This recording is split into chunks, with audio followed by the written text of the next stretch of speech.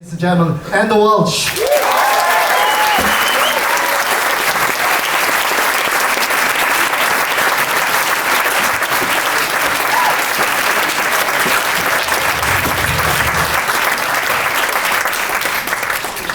Thank you. Okay, first of all, my personal thanks to John Brereton of the Dublin Bowie Festival, who has asked me to have a chat with Enda. Not only have I always been a fan of David Bowie, I'm a fan of your work.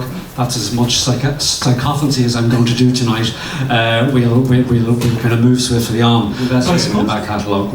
What did any albums spring to mind, or any particular songs? I like sort of like low, but I mean my favourite song is Always Crash in the Same Car, which is sort of like when I talked to David about it, I was going, what do you like? And I was going, what I really love, I love that fucking song too. You know, like it's a killer song, it's a great groove and and a terrific lyric. And and it's sort of like, you know, I don't know, it's very sort of simple, peaceful like that. Would you say, objectively, around that time, which were probably around the time that you were developing your own career as a playwright and a writer, would any of his music have influenced or inspired those early works of yours, do you think? Or? No, I don't think so. I mean, my early works, Disco Pigs, which I wrote down in Cork, was my first, was influenced by, well, down in Cork at that time in sort of 1996, there was a big sort of dance scene, and there was a lot of dance music, and we were just into dance music, so it was sort of largely that. But it's sort of weirdly, as you sort of write on particular sort of shows or whatever, like I wrote this really ridiculous version of Roald Dahl's The Twits a while ago, you know, which wasn't very good actually. But and no children should have been looking at it. But I based the rhythms of that on Kate Bush's The Dreaming album, of like particularly the drums on that album. So sometimes you end up, well, at least I end up sort of listening to music, and they do sort of they begin to sort of affect the rhythm and the atmosphere of what you're trying to sort of write. So I'm sure now that, you know, like after whatever 2 years of listening to so much Bowie, like, and I'm wondering what's going to sort of come out, whether it's going to be like the really, really early 60s stuff or the later stuff. And like for 3 days we just sat around talking about stuff and and you know, but like it was, and themes, and I knew straight away that what we were going to make wasn't going to be sort of a piece of ABC narrative, some plot-driven thing that was going to be completely clean and accessible. And you know, he wanted to sort of reach and get sort of ideas and to be bold with the form of it, and to be, I suppose, really quite elliptical and a bit sort of obtuse with the sort of how it was going to sort of, you know, land in people's ears and eyes.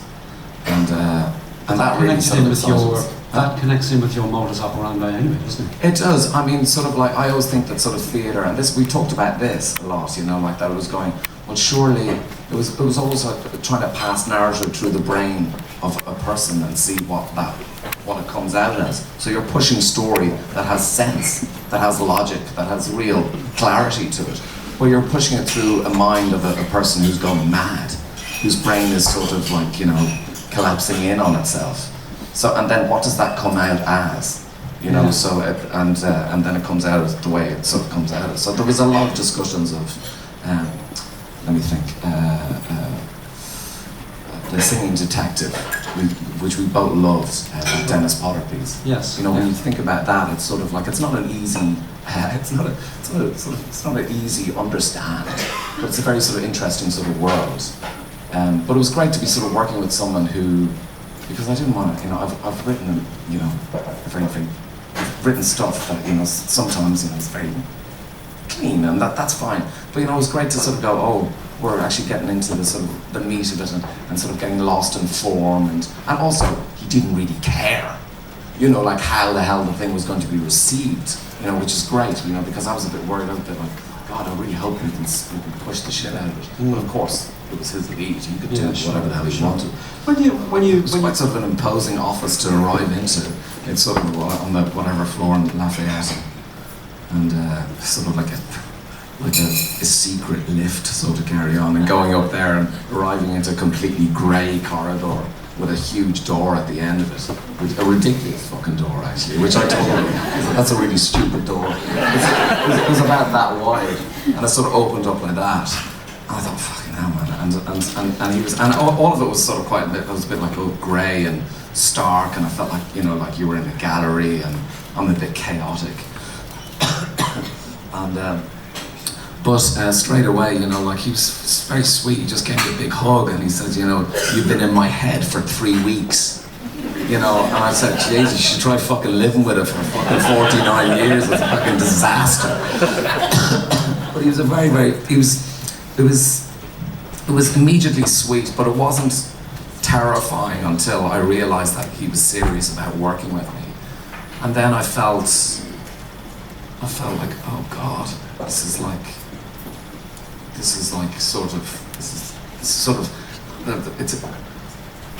it's a big thing to work with any collaborator, you know, like you want to sort of do the best with them, and you want to sort of learn from them and all that type of thing.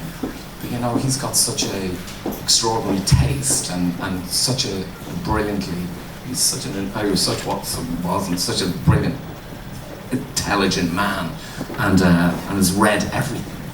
You know, and wasn't boastful about anything, but you know, you would suggest something, and you'd go, all right, and then he'd go off, you know, to, you know, in his office, just this library of stuff, and pull out pictures and drawings and stuff like that, and fill the table with stuff, you know, like, and teach me crap. You know, it was fantastic. Yeah. It's just really, really super ordinary, and I mean, he's enigmatic, you know, like, I mean, it was very, we got to the stage when we were writing it, and together, and you know, he'd be suggesting, oh, let's do a song there, or you know, and I'd write a scene, and we'd read it together on Skype, and then I'd be in New York and be reading it together, you know, like, and he'd go, you know, and then you know, and then he'd be picking guitar and playing songs, and I'd be going, this is quite weird. This is sort of like, and he was going, we're good. We should go out on the fucking road. I said, we're good. He said, you're a good actor. I said, you're a good actor. And he was going, okay, I'll play Thomas and you play all the other characters, because you're really good at the women. And but it was funny, and I really loved all those sort of moments where I was like, oh, and I did laugh at that, and I was going, this is actually a bit weird, you know, having David Bowie sort of like play, you know, This Is Not America on guitar, sort of opposite you, and I'm just going, it's a bit weird. Anyway, I better get back into character because I'm playing a woman any moment now, you know. It was a lot of that.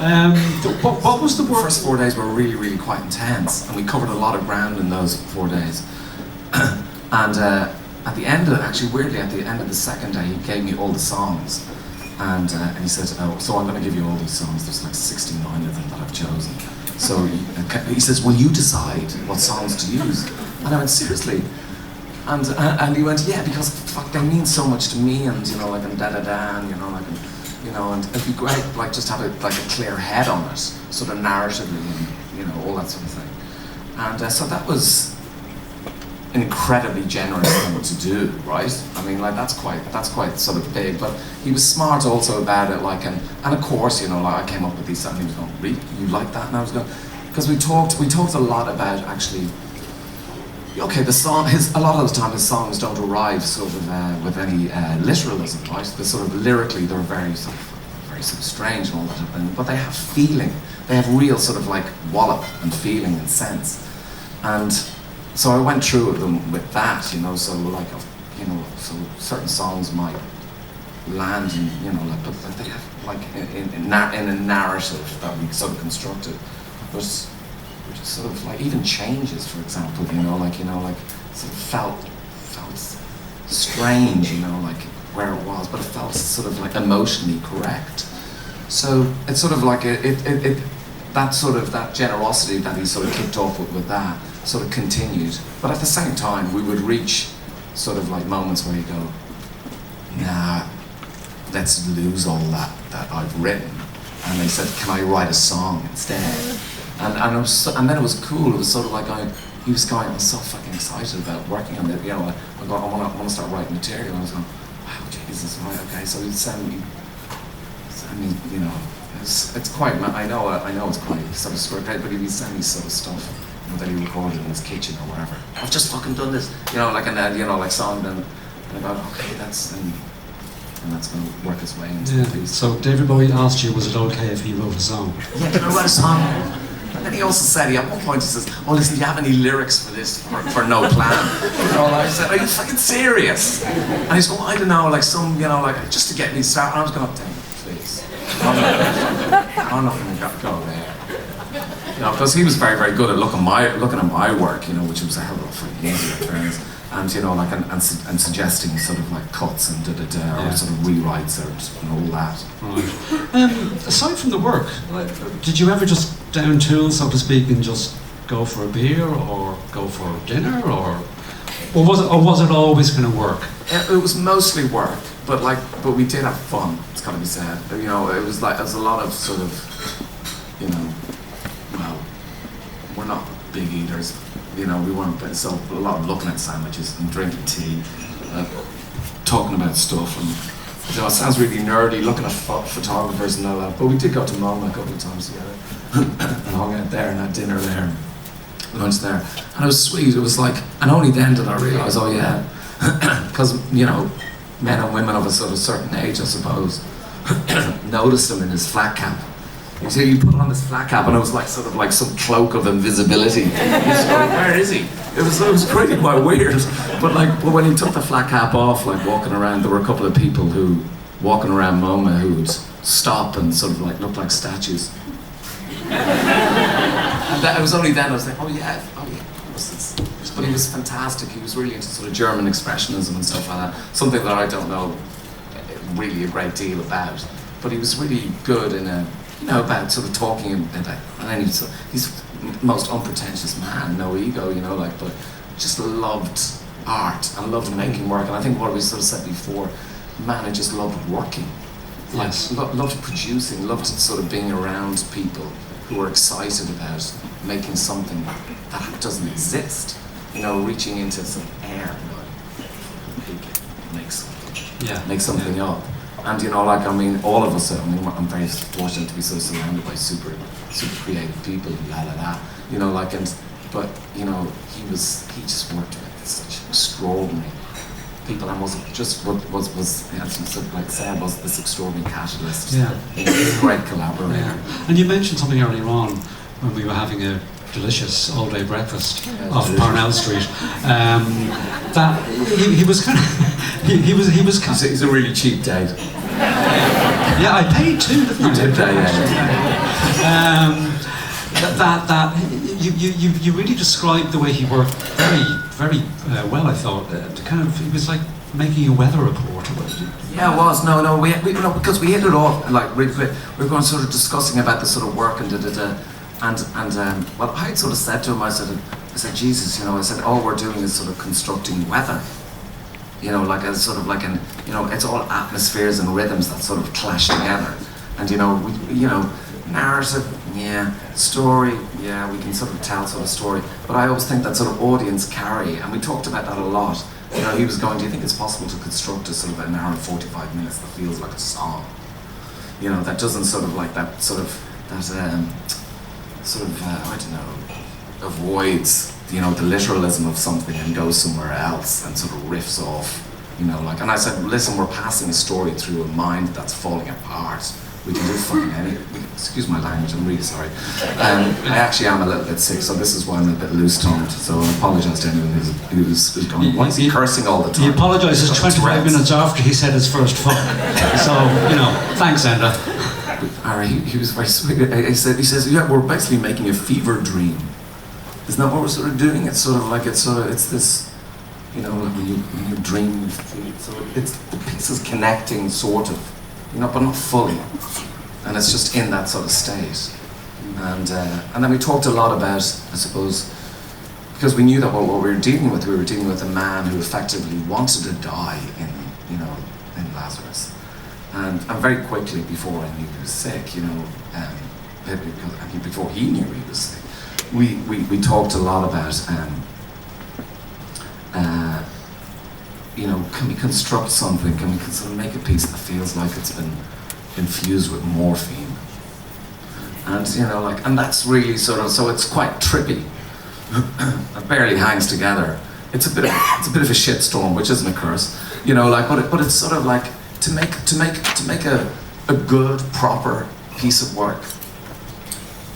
We could have done, but the sort of the thing was to do, let's sort of avoid that. Let's make something that is something else. That's a bit messier. That's scrappier. That's rough. You know. Did you get a sense? And you mentioned earlier on that you know, he was always working on stuff, a kind of voracious appetite for work.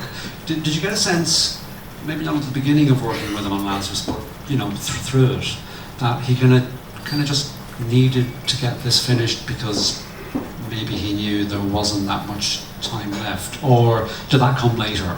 I think at the beginning it wasn't there, but I think it came in maybe about sort of 4 months within sort of working. I was, well, I think he told me sort of in the spring. Well, he told me that he was working on a new album, and I was like, wow, and so great. And then he was also as we were nearing the end of, well, as we were getting this thing, you know, like we were beginning to be happy with it. He says, what else are we going to do? You know, should we work on something else? Do you have any ideas? And what about doing a book? And you know, like, you know, where there's music sort of involved. And, you know, the guy is still, you know, thinking about stuff to do. But yeah, when I found out that he was working on sort of Black Star, and I think we were getting happy with where we were. I was thinking, I was aware that God, he's really working a lot. So just that there was no intimation from anybody, least of all from him, that he was unwell. No. Okay. Not at all. That came later. Yeah. Well, maybe if we can talk about the later a bit. I mean, when did that become apparent to you? I presume he told you, or he told his. Yeah, I think we sort of. With? Yeah, we open in New York, sort of like. Is it October 2015, something like that? Is that right? I'm sorry. But anyway. Well, the opening in New York, I think, was 2014. December 15. December 15. Yeah, I think. Yeah, that's right, because we're 17 now, aren't we? Okay. So it was that. And so, yeah, I think it was a good sort of like 10 months where he turned around, and 10 months before, this is where we did a workshop of it. We did this hilarious workshop of it, actually. I have to tell you about this. So, myself and David had written a version of it that was just so completely bonkers. We loved it. And David sort of like, we were in the, so Eva Van Hove was the director, this amazing director was attached to it, because we wanted a different sensibility to ours, because we had a joint sensibility about what the piece was going to be. And then we agreed that actually we really needed someone who had a completely different aesthetic to what we had imagined, to really sort of,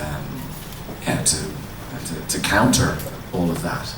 And we were excited about that. But anyway, so we did a workshop of it, and Evo sort of did the workshop. The workshop is a week as a reading of it. So we sort of read the script and sing the songs and la la la la. And David, on the 2 days before the workshop, just called me and Evo in and Robert, and we were in the office and he wasn't there, and we were going, oh shit, and he came up on Skype, and I'm going, what are you doing on Skype? You know, you live across the road. And he said, listen, I'm sick. I've got cancer, and I just want to tell. I think if I go into the studio, into the rehearsal room for the workshop, the way I am, because he had his first lot of chemo, he had no hair. He said everyone's going to know, and I don't want him to get it out. So I'm going to have a camera in the room. So he was like the Wizard of Bloody Oz. We were pissing ourselves that, and we told the actors, listen, David can't be here because he's got a cold. He's got, you know, like, and there was a camera in the room, and they were like obviously crapping their pants and singing his songs, and he would talk to the musical director Henry, hey, you know, like about, you know, like, can they do this and this and this, and he was there in his apartment sort of watching it, and but the piece was so abstract, what we had written. We loved it, we were like roaring laughing, but everyone else was going, we have no idea actually what this is about, and on the basis of that, we sort of went out again and rewrote it and sort of like and simplified it. For anyone who's seen it, we did actually sort of simplify it a little bit, you know. But from that, so we found out at that moment, so that was a good 10 months, I suppose, maybe 8 months, 9 months or something like that.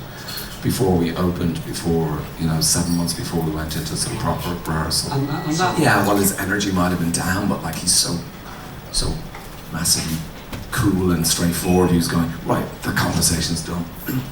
This is going ahead. We've got a lot of work to do. We need to concentrate. And he was going through his sort of treatment, and at no point, and then I got, I went back. When I was in New York, I popped into the apartment, chat to him about stuff, and then I went back to London, and we sort of Skyped a few times. And at no point, he would have been probably into sort of making Black Star around that point, and at no point did we ever we had one discussion of it, and there was that. And and then he would text me, or he would email me and go, "Oh, I'm feeling like crap, can we talk tomorrow?" And sure. Or I would give him some ridiculously crazy, obtuse, crazy email about where I was at with the work, and he would say, "I'm going to avoid that and answer it in 2 days," and then he would. What I did and what I understood, and first of all, we started writing a piece about a man who was dying. A lot of work about death and all that sort of thing. But the themes of Lazarus are about dying and what is death and sort of rebirth and all this, being born again, and what it must be like to be sort of David Bowie when you're going, are you truly dead? It's sort of like, I can't imagine what the hell it's like to have that sort of legacy and that sort of size of amount of work.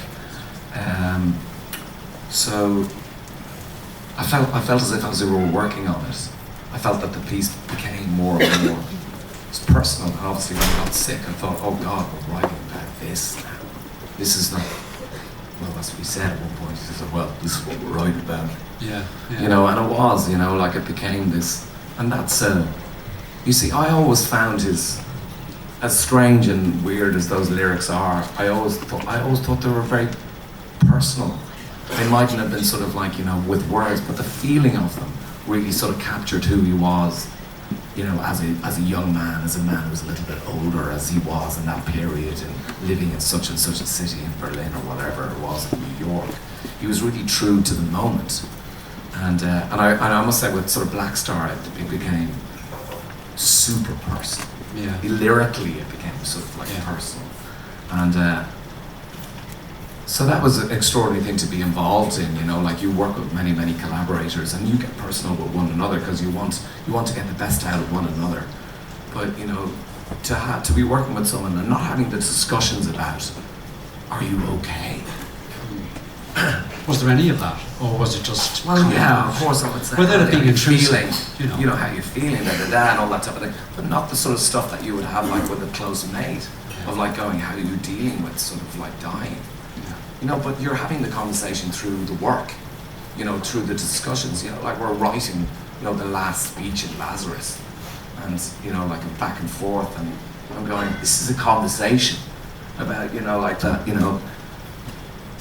it's like, the whole Lazarus for us was like, oh God, can you, the last moments of your life, if you could imagine what those sort of like, those last 5 seconds are, and if you can construct, or if you can sort of elongate those 5 seconds into an hour and 45 minutes, and have that grief, and have that sort of fight, the sort of like with yourself, the wanting to live, but wanting to die, wanting to sort of continue, but wanting rest. And I think that's actually sort of what we ended up making, and that's why we ended up having that sort of silent conversation with one another, without it being, let's go down and have a pint and go, how the hell do you deal with the fact that you're going to be here in 3 months' time? And the opening night in New York, he came and of course, and it was very, and he was so sweet. He was like, took the bows and all the rest, and then went around to everyone in the theatre. Like it was so great. All this sort of, of course, not just the band and the cast, but he wanted to sort of like, I have to go back and the stage management and the assistant stage managers and the ushers and the doorman, and he turned around and he says, have I thanked everyone I said, David, you didn't, yeah, you thanked everyone. I went, okay, and he was sort of backstage, and he was sort of like, and at that stage, I talked to Ivo about it, and the director, and we sort of knew when he left the theatre, and so I said, I'll walk you, he was with a man, and I said, I'll walk both into the tiny little foyer. It was a tiny theatre, it's like hilarious. So we walked into this like foyer, and of course, then there was like, 80 people outside taking photographs, of course.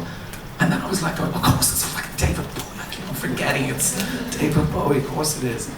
And he went, I'll see, I'll ring.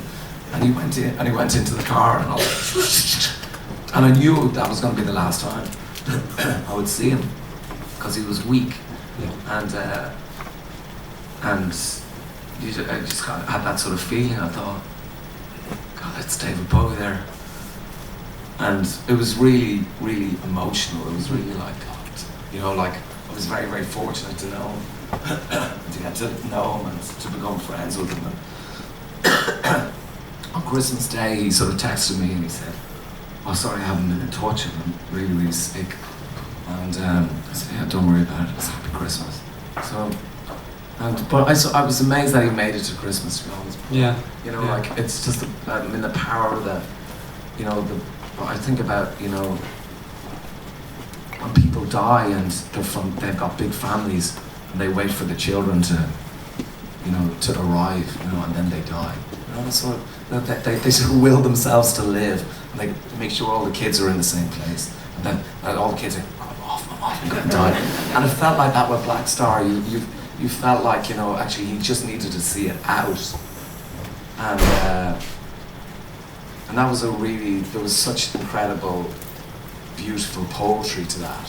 I mean, and it was so amazing to see the reaction.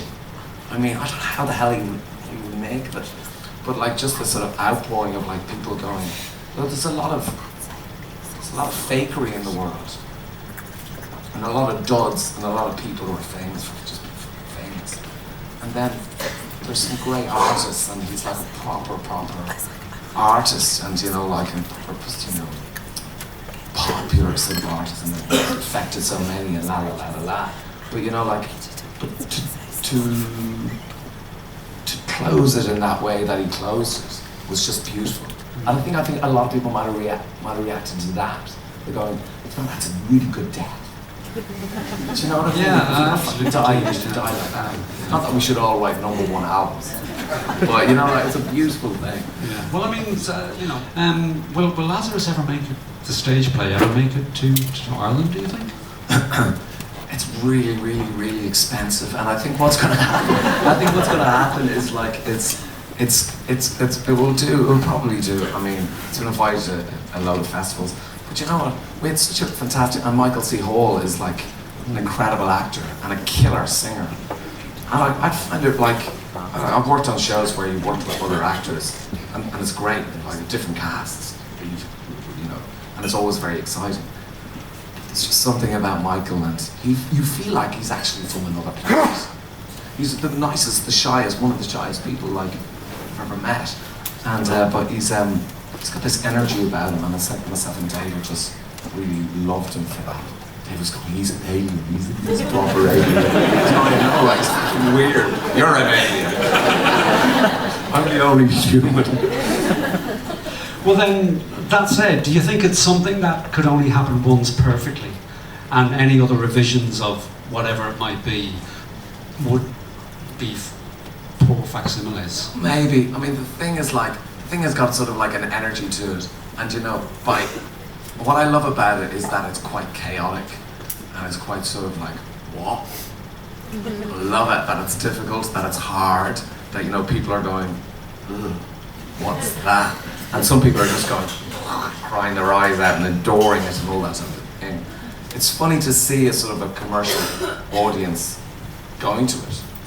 People like me, like who back in the day, like didn't know anything about David Bowie, only knew bloody Let's Dance, which we all love. And turning up and watching it and going, what is that? That's not Mamma Mia, and a show I love, I've got to be saying, but it isn't that. So I don't know. I mean, I would love to sort of see it. I think it's gonna be done in different languages. That's for sure. You know, because Bowie's like the world, right? So it's gonna be fun at some stage to see it in whatever, Japanese and Korean and la la la. You know, like I know there's stuff in Germany and France that can talk about. Right. So And that'll be interesting. are you going to be involved in any way with any of those? Do you think? Do you want to? No, I mean, like, in fairness, I mean, I wasn't sort of hugely involved in the London run. You know, like my job was sort of done, and our job was sort of like to do what, you know, this is what we're going to offer, and you can make it.